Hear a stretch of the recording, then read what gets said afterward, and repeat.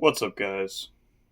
I know this is not how these episodes traditionally open, and hopefully, next time, it will continue to open as normal. However, I did want to address something really quick. You might notice this episode is shorter than our typical episodes. Typically, we try to shoot for an hour and a half.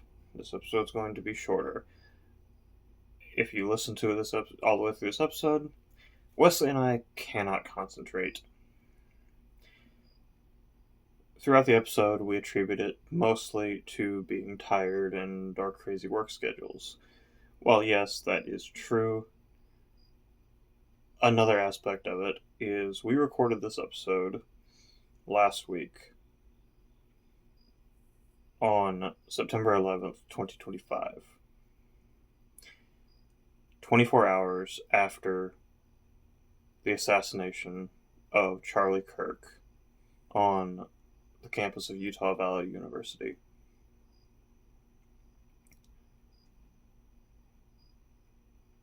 Charlie was someone that I know personally for myself, I really looked up to and respected. I don't want to speak as much for Wesley, but I can tell you he also was impacted greatly by this.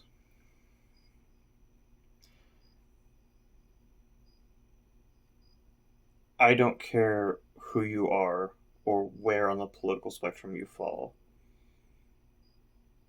This was terrifying. This shook up this country. And honestly, just the fear of the unknown after this is really what worried me. I have calmed myself down. I've come more to a place where, to a level head. But I know last week when we were recording this, I was very much so still stressed out about it, still in utter shock. One big thing I would like to say is to the Kirk family, to Charlie's wife Erica, and to their 2 kids. Our thoughts and prayers go out to you. No one deserves to lose a husband and a father this way.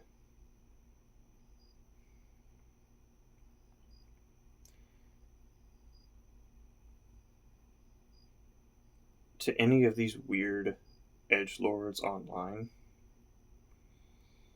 if you are celebrating this, you. And to anyone else listening to this, take it as a warning.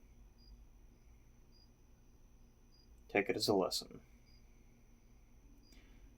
I would also encourage people who are struggling with this to remember what Charlie stood for.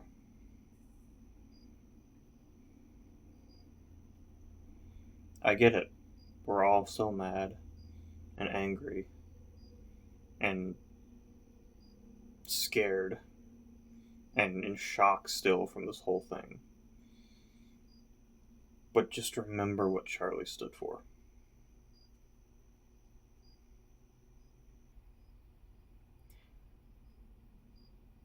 That's about all I got. And honestly, this is probably the most political you will ever hear me get. But I felt the need that I had to say something. Once again, though y'all will probably never hear this, to the Kirk family, my utmost condolences. My thoughts and prayers are with you. And just know, a lot of people owed Charlie a debt. He did so much for a lot of people. Even people he never personally met. Even people who never personally met him. A lot of people owed him a debt. And to Erica, as far as I'm concerned, that debt transfers to you.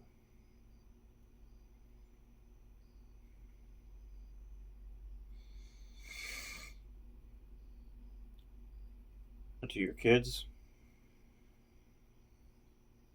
I want you to know your father died a patriot, fighting for the freedom that this country was built on, and the freedom that we still enjoy today. As far as I'm concerned, Charlie Kirk died a hero.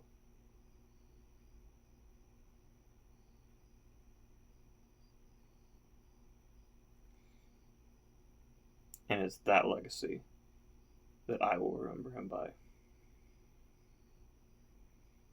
Alright, back to our regular scheduled broadcast.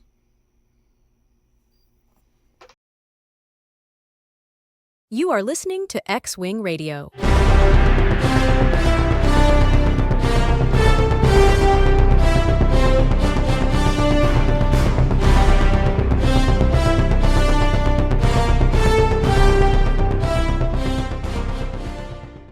Welcome back, Rebels. I'm David, that's Wesley, and you just tuned in to X Wing Radio, your bi weekly podcast from a galaxy far, far away.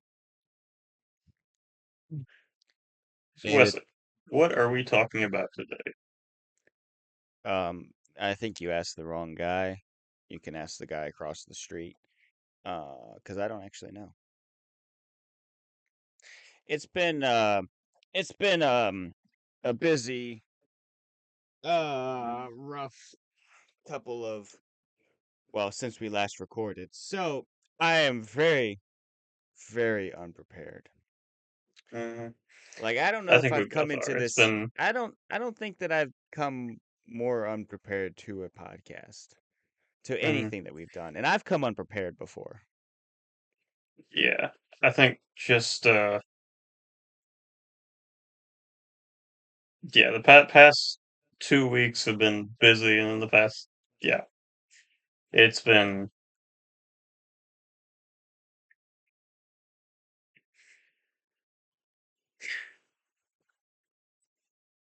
yeah. But today, we are talking about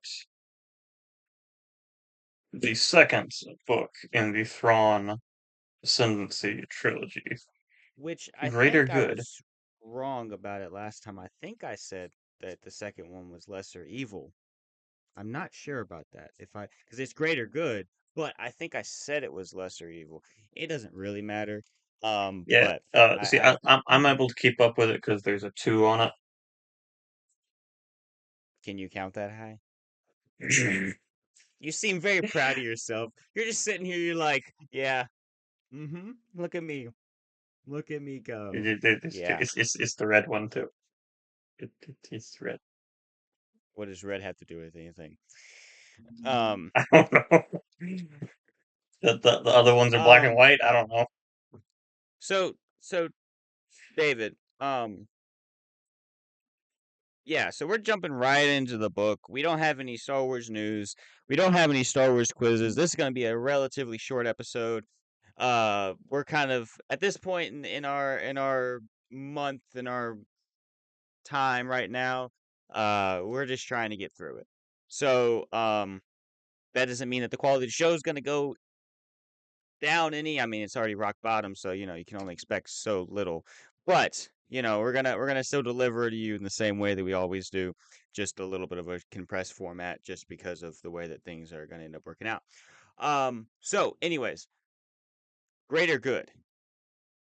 This book is the second book in the Thrawn Ascendancy trilogy. Obviously, we're following Thrawn. We actually pick back up with him and Admiral Alani and Lucinda, right? Is that the other commander? What are they? I think it's Lucinda. We meet up with them, and they are chasing down the remnants of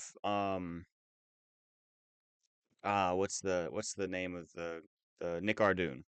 They're chasing down the Mhm. remnants of the Nick Ardoon with with what's his face's after he's Yiv the Benevolent has been he was just captured, correct? They didn't kill him, right? Yes. Okay, so he's Yes, been he was captured and they're captured. chasing down the remnants of the remaining Nick Ardoon.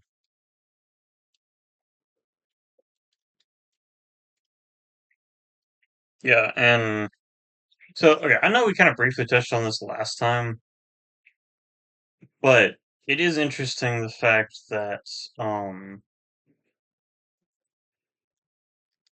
in this book, Thrawn really isn't in it a ton, actually. Yeah. For it Well, I being think for it being a book with like Thrawn's name on it, he's not really in it a yeah. ton. Well, I think that the way that the story kind of breaks down is you have let's see, one, two, you have a bunch of different sub stories going on all at once. You have um Admiral Arlani and what she is doing. You have Commander, no, what do they call him? He's senior captain. Senior Captain Lakinda, I believe, is the name of the other ship captain.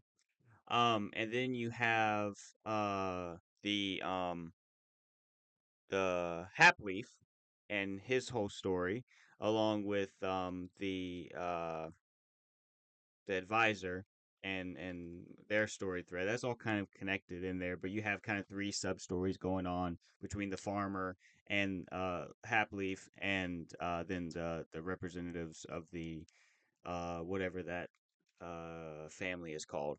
Do you remember the name of the family? The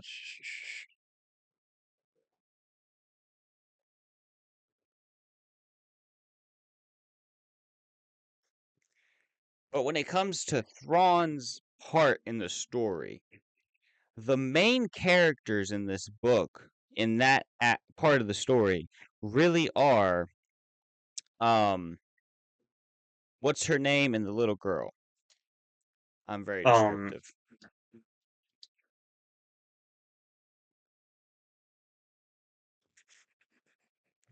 Do you not have it in front of crap. you? I'm trying to, but You have the book. oh Did yeah. did, did you misplace Did you misplace your red book? Or are you colorblind? No, I'm okay. I'm looking at Don't worry, the David. Wikipedia. It has a two on it. It does. Thalias and Cherry. Sure, Thalias and Cheery are the two main Cherry. Yeah. characters, basically, when it comes to Thrawn's aspect of the story.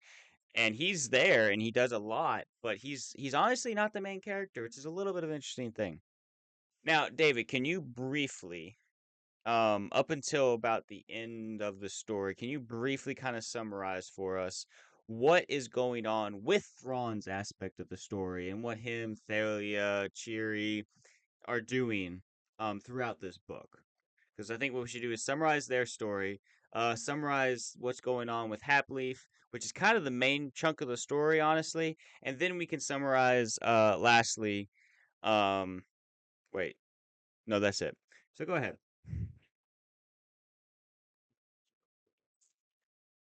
But stuff happened. Great summary. You know what? I love it. All right, so moving on to the next summary of Hapleaf and what's his face and the other guy, and one of them's blue, but it's probably not a Smurf. Do you have a summary for me, David? I mean, really, just briefly, in your own words or plagiarize. I could care less. Um, just what exactly is going on with Thrawn and why they're out doing stuff and things. I'm stalling for you, so you better have something good by the time I get ready to say I'm done talking. Hmm. I mean, Not what I was expecting. I'll be honest. My brain is like fried right now. I'm trying to get ChatGPT to give me summary. David, your brain is constantly fried. All right, so basically, what's going on with Thrawn is while they're out looking for the Nick Ardoon and the remnants of them, um, they have another That's right. mission while they're out Yeah. there. the mission that they're out there, that Thrawn and the name of his ship is. The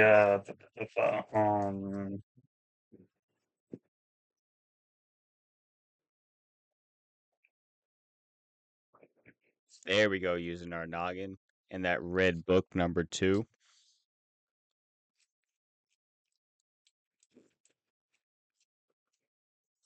You know, David, you did that, and at first I thought you were literally just looking at the cover.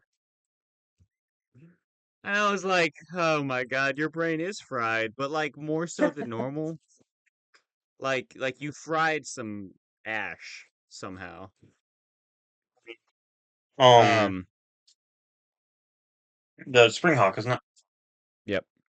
So him and the Yeah. Springhawk have a separate mission. Basically, if you think back to the last book, which I don't know if we touched on this when we were talking about it, but kind of the point of these episodes are more so that we give you a brief synopsis of it and then our thoughts on it. Not necessarily that we summarize it completely for you. So we want you to go listen to the books yourself. We didn't touch on it last time, but there was this. They met some people. Do you remember the name of the species that they met?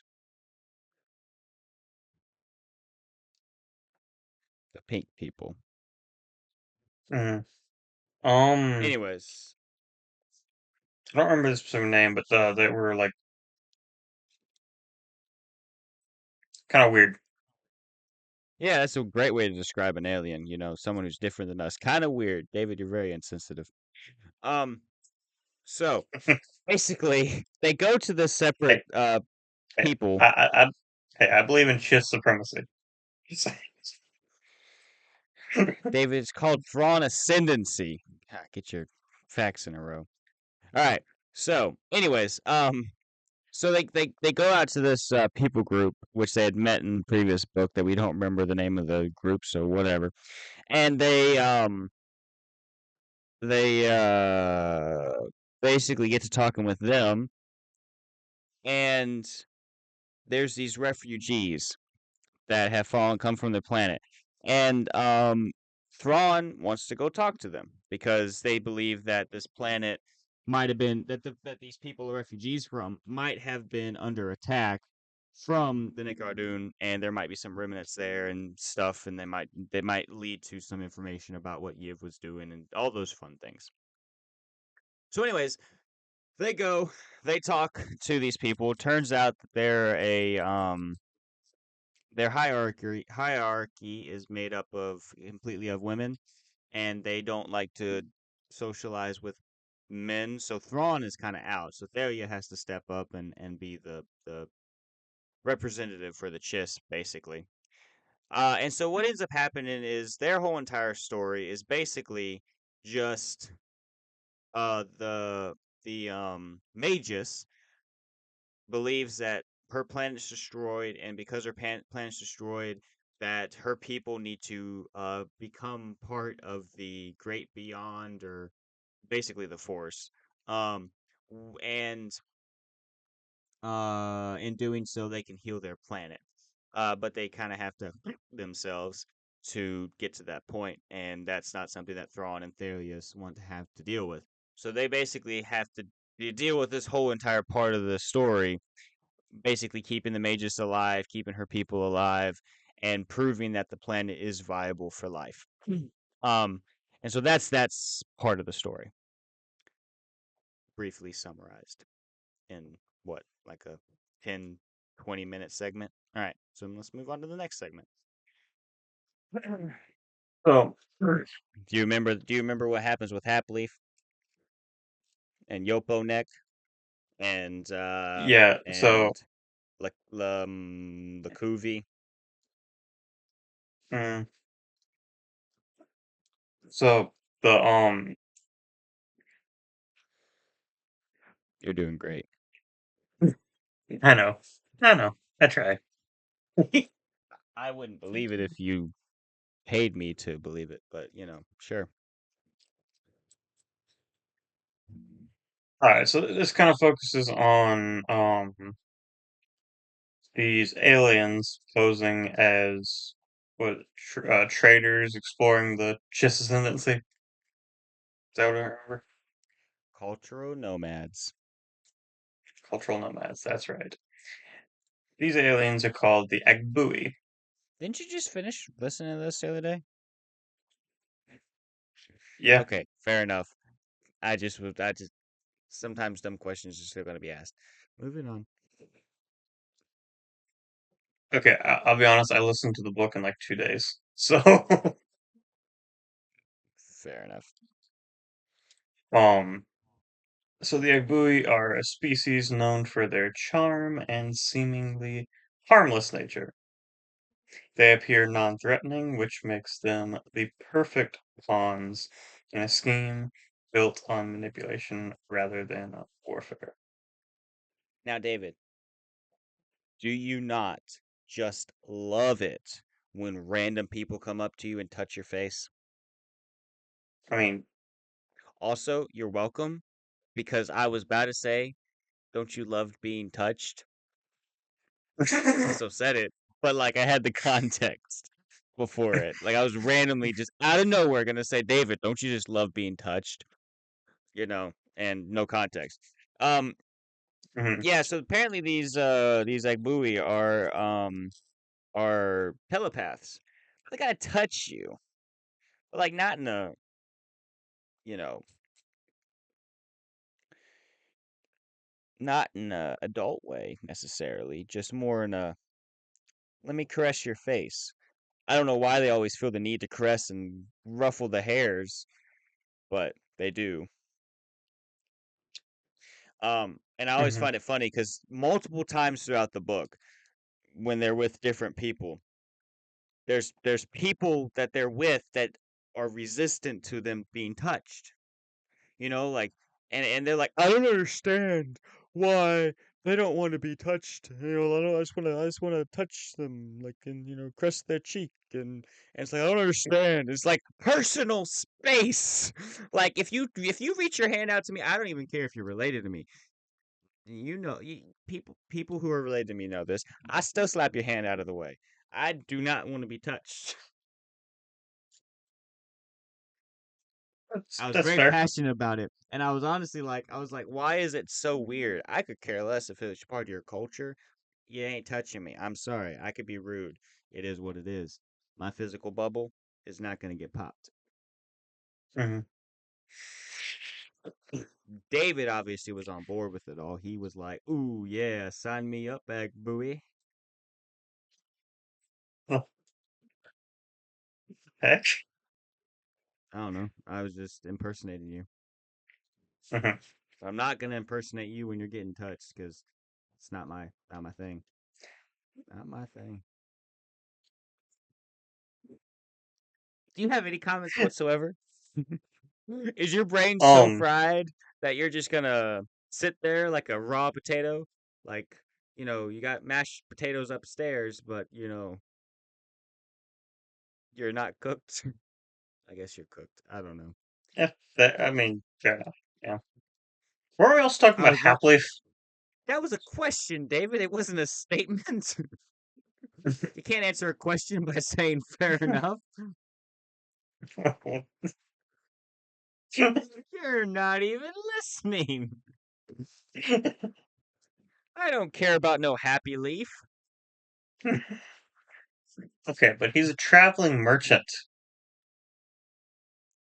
Yeah, but that's probably makes him less likely. Or no, that probably makes me less likely for me to want him to touch me. Okay, but actually, he's actually working for this guy, Jixtus. Well, what's his deal? I don't know. One of us got to. You ain't got the article in front of you. See, the thing is, I barely read the book. Actually, I read the book Mhm. like two months ago, and then have forgotten pretty much everything. Yeah, and I rushed through reading it. But no, Jixtus is a mysterious figure operating from the shadows, manipulating others to carry out a long-term plan of destabilization. Wow, that Jixtus is later revealed to be a no no no no Grisk. no You can't reveal it No. yet. We haven't got to that part yet. Not in the book. Okay. Okay. We We'll don't go. find that out until the next book because I haven't found that out yet. Yeah. Have you Okay. found it out? I don't know what he is. I keep hoping that he's Yuzan Vong. That's not a person. That's a species. Putting that out there because it's Star Wars. Now, David, So, well, my first off, ADHD is kicking in so hard right now. yeah, I know. Like, This. here's the thing. Here's the thing. All right, all right, all right. ADHD time. All right. So, David, I think you understand this. You and I, honestly, like, I feel like most people who probably actually I could lie. That probably is not the truth. I was gonna say most people who listen to this probably be like, nah, they don't have ADHD. They stay on topic all the time. We probably don't and just don't realize it. But the thing is I think you and I both are very much like tired right now. And so trying to use energy to stay on topic that we don't have is like impossible.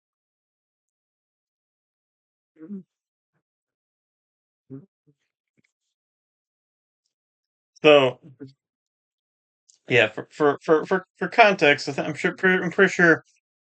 I don't know for you, Wesley, but I'm pretty sure it's probably similar to me. I have been awake since 3 a.m. this morning. It is currently 8:09 p.m. I have been awake since 3 this morning. I have What were you just doing then? You shouldn't have been up, David. You should be sleeping. It's nighttime. I know, but my brain disagrees. And then I Wait, so go and work wait, 12. you didn't have to be at work? You were up? That sucks. I didn't have to wake up for another like hour and a half. Dang, like I don't know. See, I'm at the point in my life, David, where like especially with work, I work so much that when I go to bed, I sleep because I'm so tired. Like I'm Hmm. much more of a night person.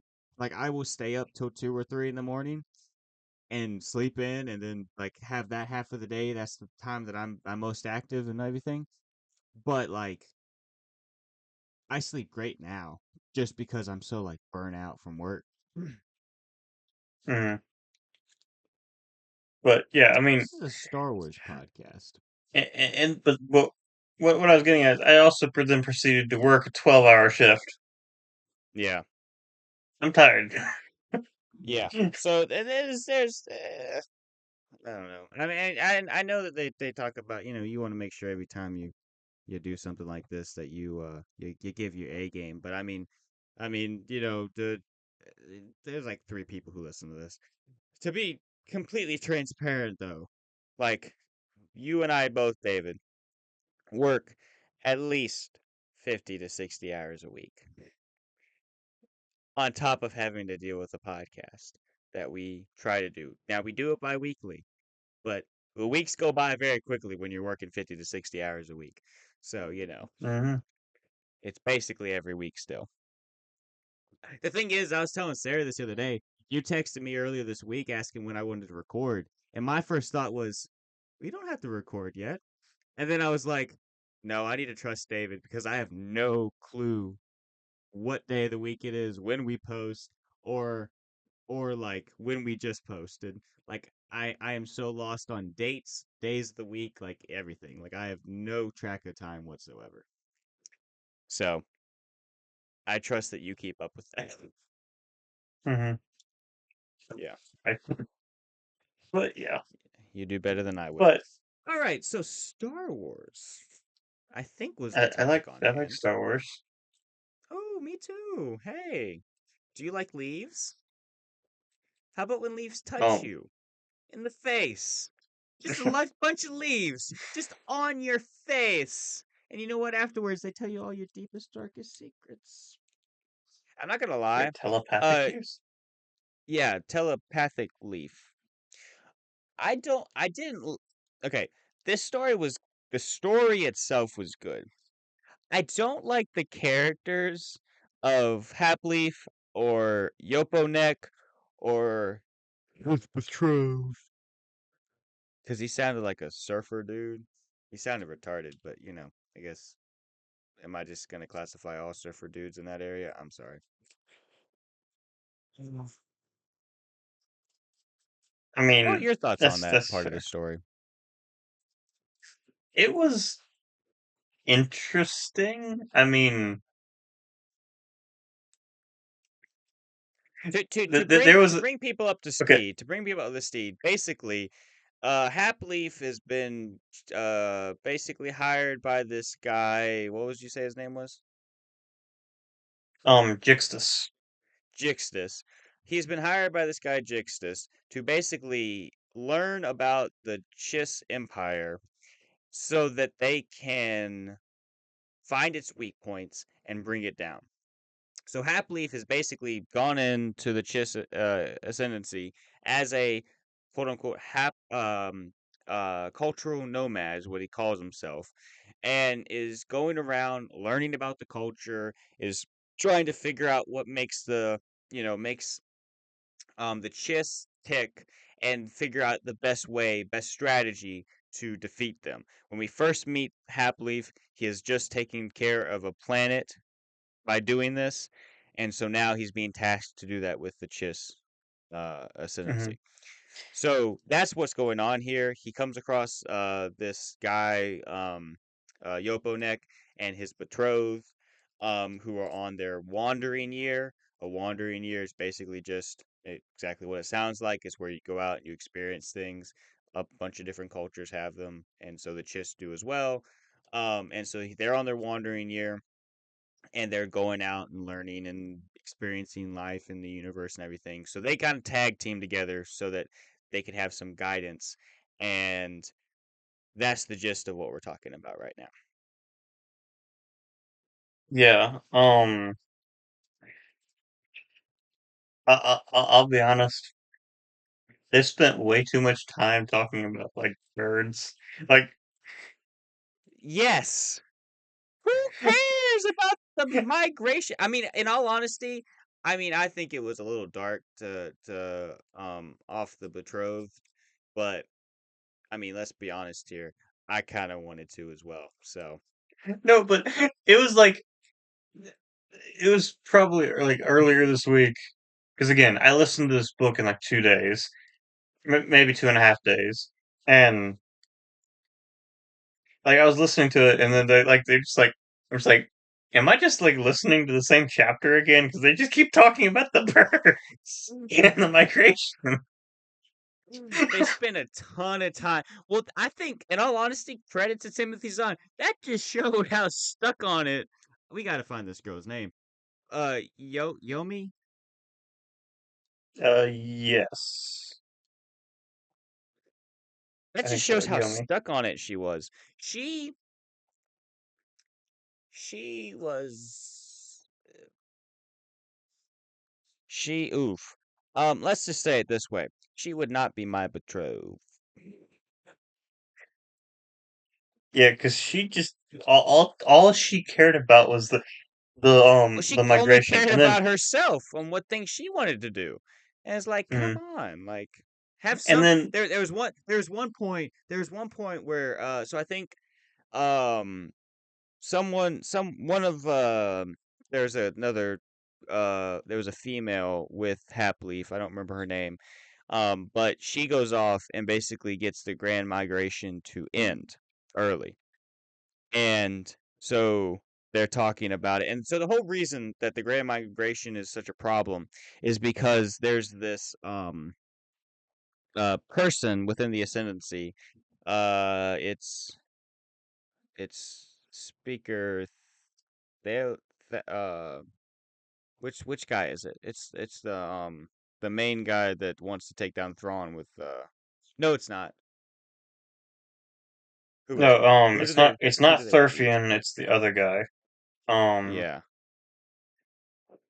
it is. Let me see. Does it say here?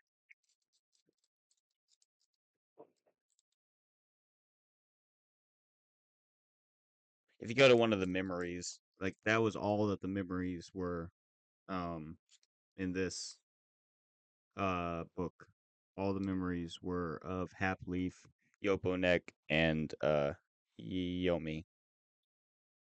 But anyways, there's a point where the reason that it's such an important thing is because the they wanted to go meet this public official basically to meet them, talk with them. And so they were going to cut the Grand Migration short to go. And little is it known to Yoponek and his betrothed that Hapleaf is on a timetable. But they kind of have to go in a certain amount of time here. And anyways, so the Grand Migration is cut short because of what this female Agbui does.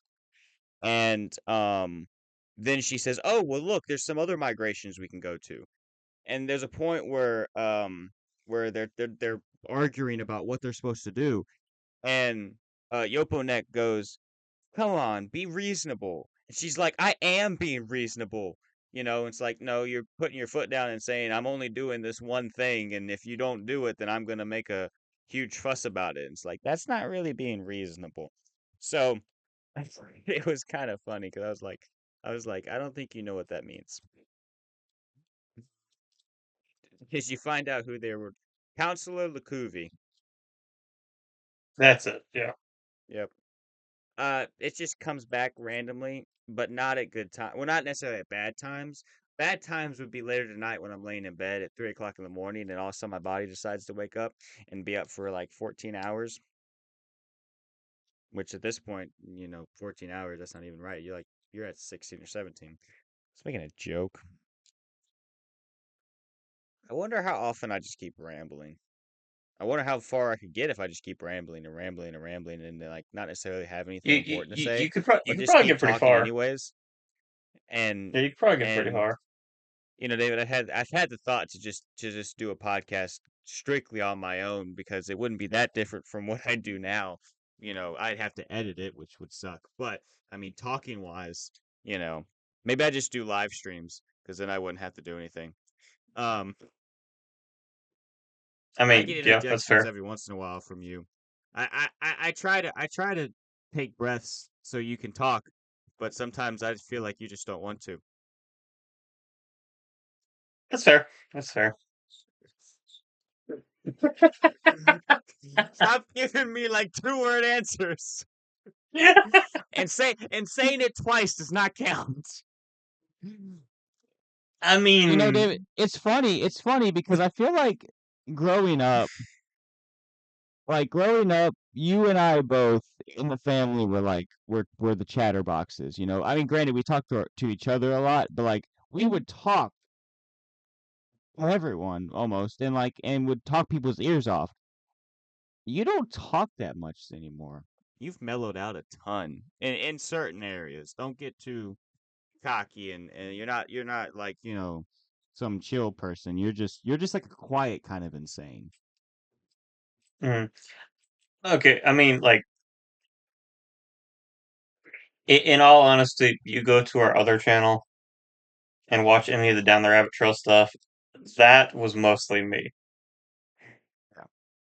Yeah. That's my insanity. Um,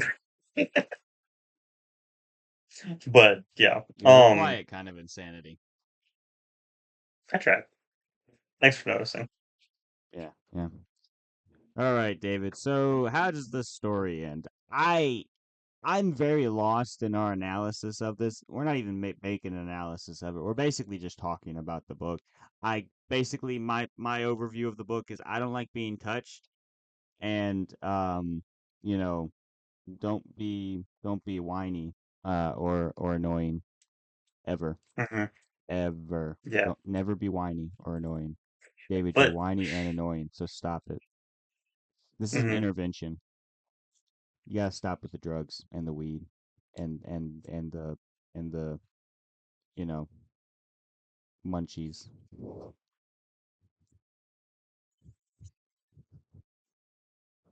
But no, I mean, like, You always have the ability to cut anything out. I in, mean, in all honesty, this book is very. I don't know. If I I had really taken like the the time, if I had taken the time, a summary of this book would not be long. no, But I no. did not. I mean, I didn't have the time to take the time to do it. But I was thinking about it earlier today. I was like, honestly, we could summarize the whole book and then talk about it, and it would only take like our discussion would probably only take 45 minutes to an hour. yeah. I mean, okay, dude. Like the fact that like the biggest my biggest thing from the whole like Halfleaf story arc is just the fact that they spent way too much time talking about birds. Like, Yeah. like Now, I will say the whole entire climax of the book essentially is that the Agbui make this jewelry, and the jewelry is made out of was it Nilex? What's the name of the mhm, metal? Yeah, Nilex, like whatever. Nilex. Yeah. Um, but essentially, the metal that it's made out of is a very rare metal that is used on Star Destroyer hulls, so that the ships can withstand, you know, battle. And so there's the mine that they get this from, and what's the counselor's name? Is it Counselor Lakuvi that has the senior aide, Lakinda? Yes, that's yeah. It's Lakuvi. Okay. So his whole entire goal is to go and basically claim that for the Chiss, but also for the what's the name of their family? We didn't ever find that out, did we? Um, the Zodlock. Zodlak. So he wants to claim it Yeah. specifically for the Zodlak family and then kind of raise up in the ranks. But the whole entire climax of the book is everyone comes back here, they fight out over it, and the plan kind of was for all the different families to fight over it. But that doesn't end up happening. Hapleaf dies and fails, and Jixtus is not that much closer to bringing the ascendancy down. So I'm assuming that the third book is going to be about what he does to try to bring the ascendancy down. I'm also curious to see there's a Thrawn comic book that I've read a little bit about that takes place when Thrawn is first being brought um to the Empire. And I'm interested, is this supposed to connect to that? And if so, how do we leave Thrawn at the end of this trilogy? You know, it's canon. So where do we go from here? Okay. If I had to speculate, I Please would do. probably say that Thrawn, it's going to leave Thrawn at least leading to the path to the Empire. Well, he's already gone to the what do they call it? Lesser space or whatever, Yeah. He's and already met left the chaos Anakin and, and Sky. gone to the Republic. Yeah, he's Yeah. already met Anakin Skywalker and talked with him and done stuff with that. So there's all those things that have already happened. Um, so I don't know if that's a build up for it or if that's just like a hey, here's a quick cameo. Who knows? But this book, it was good to listen to once. I found it hard really trying to listen to it again. I would say as much as I do like Timothy Zahn, I think he does a really good job with these types of stories. I do think this is probably one of his weaker books. Hmm. Um, I would agree with that. I I really liked the first one.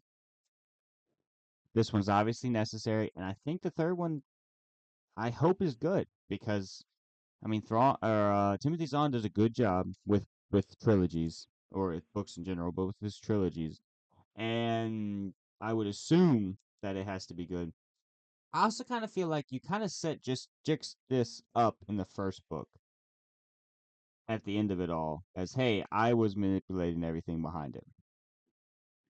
And then I kind of feel like maybe you didn't have like it's kind of like in Marvel where they set Thanos up to be the guy behind everything, and then like they had to do a bunch of random stuff because because they couldn't automatically just bring Thanos in, you know? They had to do other things first. So I feel like that was the same thing with this, where it's like they set Jixtus up, but they couldn't just immediately bring him in. So they have this book where it's a little bit of filler. And in the next book is when they actually get to what they wanted to do with having him come in and actually try and take on Thrawn and the Ascendancy and all that stuff. Hmm. That's my feel. I don't know. We'll find out in about a month. Or if you've already read it, you can not comment down below and spoil it for us. Hmm. Comment down below for Wesley. Yeah, I don't read the comments, so we probably should get better about doing that. But I read them. I don't respond to them. Anyways, But so basically, what we get to kind of the honestly probably the most interesting part of the book is probably the like climax here because we do kind of get to see a little bit more of Chiss politics because again we already knew like okay yes the Chiss like political structure is very um hmm, family oriented and like the yeah, families aren't necessarily like blood families. I mean they are, but they're also more so they're kind of like political. clans. They're kind of like Yeah, clans. yeah. And so, you have like the nine ruling families, but then you also have all the other families that are kind of like You got the nine, a you lot got of the the small 40, and you got a lot of smaller uh, families. yeah, but a lot of the 40 are basically like aligned with the nine with one of the nine. Yeah, yeah. Well, you want to. It's kind of like So you got that one person who's in power, and you want to have a good relationship with at least one of them, so that you have some semblance of power as well. so we mentioned the Zodlak earlier. They are what is it, the Arizi they're allied with? Yeah, they're Yeah. allied with the So Reezy. yeah. And so because of this, not only can you get in trouble like with this certain family, but if you get in trouble with this family, you're also getting in trouble with that family, and that family Yeah. because they're all allied. Um, Yes. and so that was basically um the Hapleaf's plan with a lot of this stuff was kind of to try to, I guess, Jix's plan with a lot of this stuff, try to get. Basically, we got a Star Wars Captain America Civil War where they followed Zemo the whole entire time, and all he wanted to do was touch people's faces and chill. Mhm. It's not like But Netflix and basic. chill, not exactly the same, but like, you get the concept. But basically, yeah, he wants to pit the families against each other Mhm. so that they And can it starts basically fall from the basically inside. basically the a lot of the smaller families are trying to claim this planet where this mine is because again valuable metal, Hmm. and because a lot of these And smaller families are trying to claim it, that brings in yeah, the nine ruling families because they're all allied with one another. it's also interesting too that Thrawn can basically like does what he does within this, being that he is not politically savvy, you know? Like Hmm.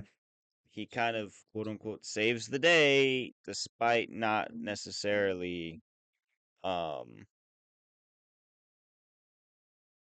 being someone who is really good when it comes to politics. He's very good general. He's a very good I say general, but he's very good at tactics. Not very good at politics. But again, you start to see him shift over to where he's starting to be a little bit better about it. Mm. But yeah, basically the whole thing with this is Thrawn kind of swoops in at the last moment, and with the military, kind of diffuses the whole situation between all the families before it turns into a bloodbath, basically. Yeah. Um, I'm not sure. Do the Nick Ardoon show up again at the end of the book? Do you remember? No, but there is something teased at the end of the book that I have no idea what it is. What? What is teased? Because I don't remember. So we actually go back to um uh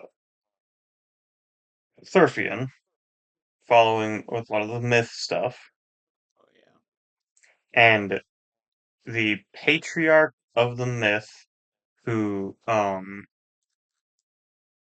Thalius talked to like in the last book, had just died, and Thurfian was offered the role of patriarch. And again, so patriarch is like the head of each family, and Thurfian is the guy who's been gunning for Thrawn the entire time. Yeah.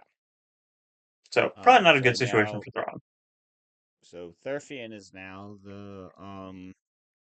Patriarch of the the myth.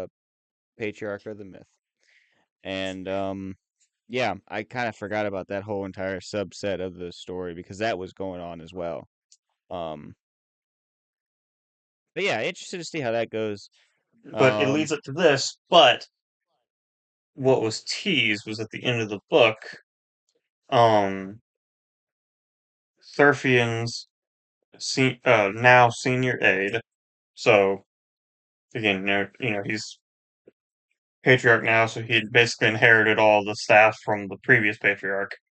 And the patriarch's senior aide basically starts telling him about all this stuff, teases the actual history of the myth, because apparently there's a secret history for the myth.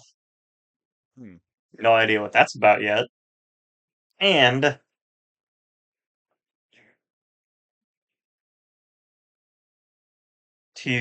tells Thurfian about a weapon known as Starflash.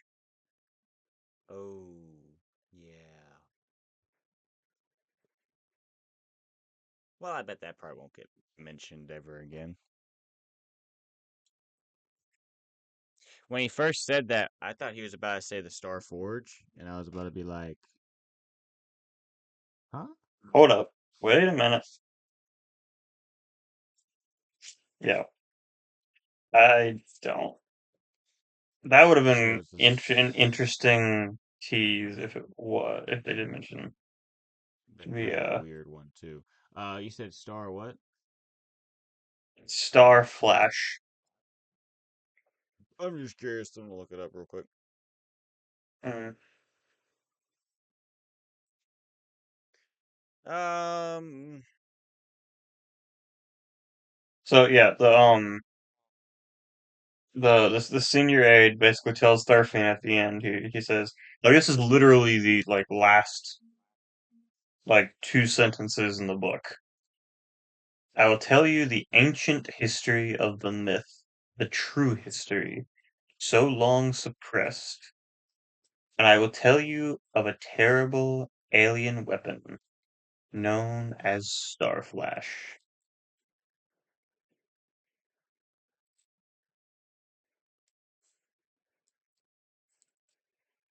So I don't know what that's about. well, interesting here too. Um, because you're quoting that, and then this has a quote at the top of the Star Flash on Wikipedia. So I will tell you the ancient history of the myth, the true history, so long suppressed. I will tell you of the terrible alien weapon. Yeah, that's what I There's just an read. alien weapon. I know I wasn't paying attention. I will tell you, it's an alien weapon, which is an interesting thing. So, are we gonna dive into what aliens made it? You know, or are we going to I learn mean, anything about that? What's the true history of the myth? Is that what the memories are gonna be this next book around? You know, I mean, I don't know. I also don't know what aliens they could be talking about, like, possibly Yu Zhongguang. well, would they have dealt with the Yuzong Long at any point before this because of how they Yuzong Long are? Maybe not. I don't know. But didn't Thrawn wasn't Thrawn supposed to have come to the Empire to either warn or get help, essentially, with the fight against the Yuzong Vong?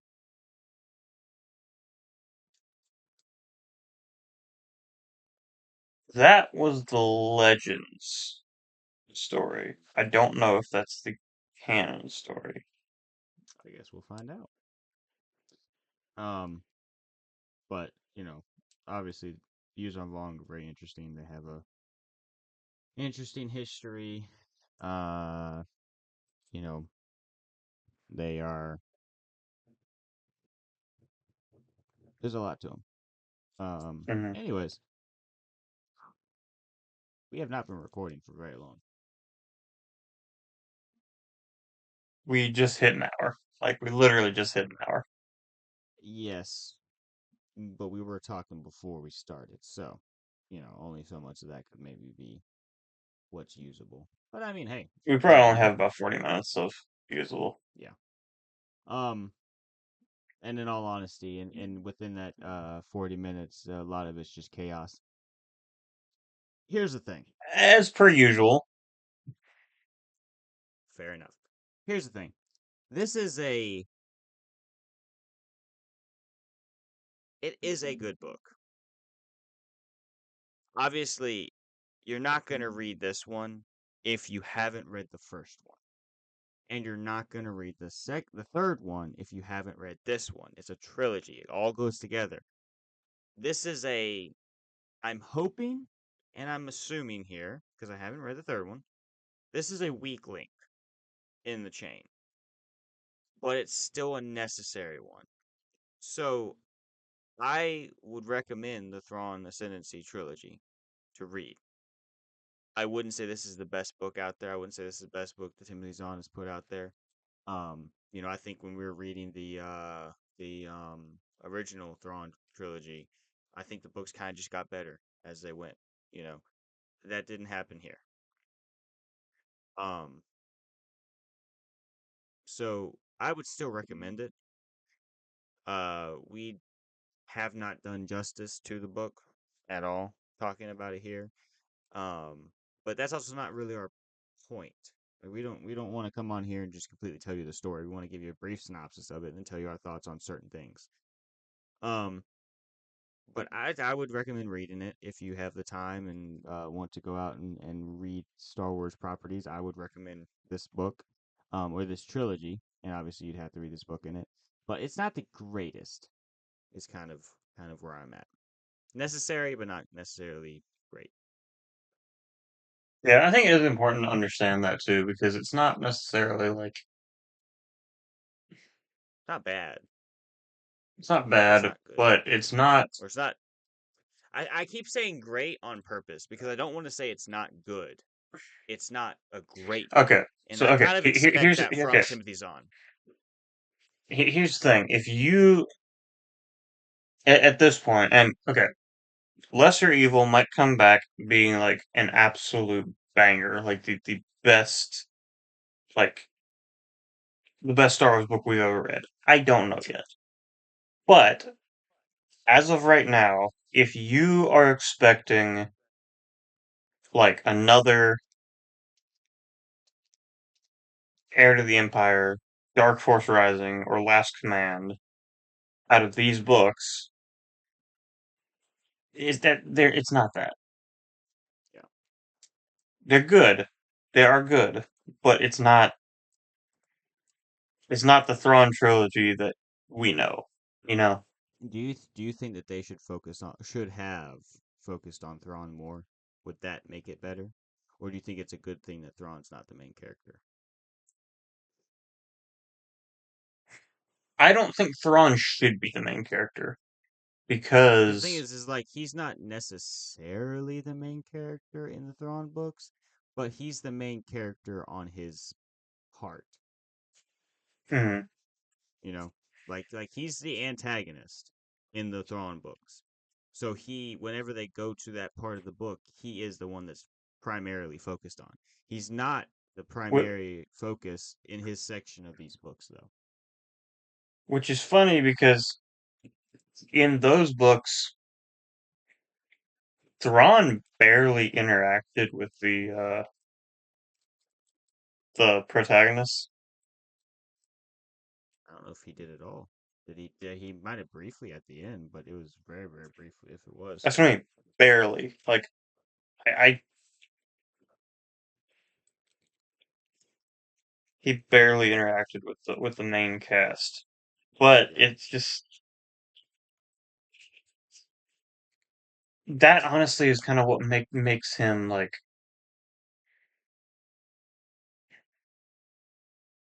honestly if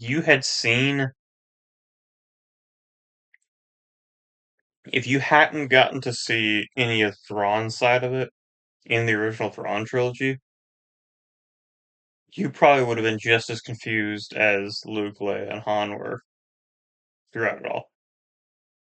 That's fair. That's completely fair. Like the only reason you really know what exactly is going on is because you see the way Thrawn is working, and you don't even see everything because you really only see it from Pelian's point of view. Yeah, I mean the thing is I say that Thrawn is the main character of those parts of the book, but it's all from Pelian's point of view. Mhm. Yeah, Those are some really good books. Maybe worth another read sometime soon. Not on here, just in general. yeah. But Uh, yeah. I honestly, I don't really think I have much else to say. I know this is a shorter episode, y'all, but I don't really have much else to say unless you have more to say, Wesley. Nope, I am good. I have nothing left to say about this book. And yeah, thank you for watching or listening on whatever platform you are watching or listening on. Please leave a like, subscribe, or follow, and join us next time on X Wing Radio. Now this is podcasting.